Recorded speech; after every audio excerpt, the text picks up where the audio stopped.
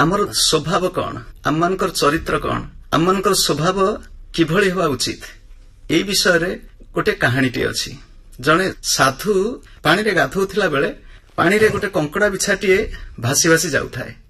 जलस्रोत रे कंकड़ा बिछाटी जीवन बंचिया चेष्टा करुथिले मध्य समर्थ हो नथाय। साधु जनकर हृदय दया विगलित हेला। सेथिपाई से कंकड़ा बिछाटी को निज हाथ रे उठे कि कूल को पकेया पाई चेष्टा करुथांती, किंतु कंकड़ा बिछा से निज स्वभाव छाड़ी पारु नथाय।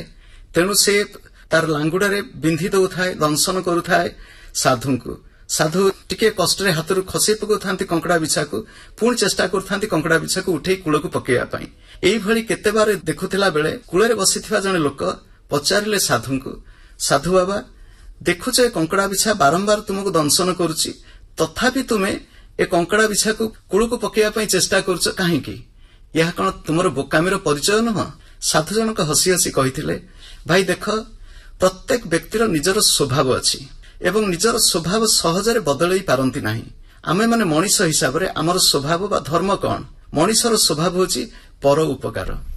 जदि कंकड़ा बिछाटी तार निजर स्वभाव अन्य को दंशन करिबा से छाडू नाही, मनीष हिसाब रे अन्य को सहाय्य करिबा पर उपकार करिबा छाड़ीबे काहेकि? संस्कृत भाषा रे गोटे सुंदर श्लोक अछि, परोपकाराय फलन्ति वृक्षाः परोपकाराय वहन्ति नद्यः परोपकाराय दुग्धन्ति गावः परोपकाराय इदम शरीरम। अर्थात गछरे फल फळुची निज पाई नुह, गछर फल गछर फूल पर उपकार पाई। नदीर पानी अछि निज पाई नदी भितरे पानी न थाए, नदीर पानी नदी भितरे थिबा जलजंतु, नदी कूलरे थिबा वृक्षलता एपरिकी पशु पक्षी मनीष मानक पाई नदी जल उपयोगी। नदी बहुची तार जीवन अन्य मानक पाई। गाई क्षीर दउची, से क्षीर केवल निजर बाछुरी पाई नुह, गाई क्षीर दउची अन्य मानकर सेवा पाई।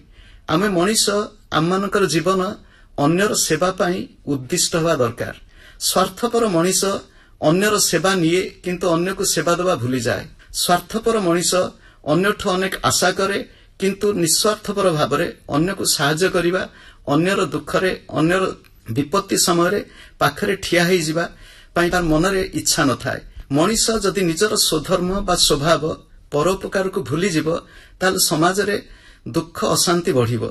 जो समाज रे परोपकारी लोकंकर संख्या बेसी, गांधी गोपबंधु भली बन्या हेछि, रातिरे वर्षा होछि, गोपबंधु खाई पारु नाहंती, आखिरे लुह, बन्या हेछि, लोक माने नई बंधरे आश्रय निचंती, पुनी वर्षा होछि, सेमान करूथिबे कोन, सेमान खाउथिबे किपरि?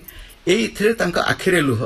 अन्यर दुखरे जदि आम आखिरे लुह टिके झरी न जाए, अन्यर दुख देखि आमर पाद जदि चलचंचल न हुए ताको सहाय्य करिया पाई, अन्यर आखिरे लुह देखि आमर हाथ जदि चाली न जाए ता लुह टिके पोछि देवा पाई, अन्यर वेदना देखि आमर मुहर जदि टिके दरदीपूर्ण भाषा न बाहारे ताले मनीष जीवनर मूल्य कौन अछि?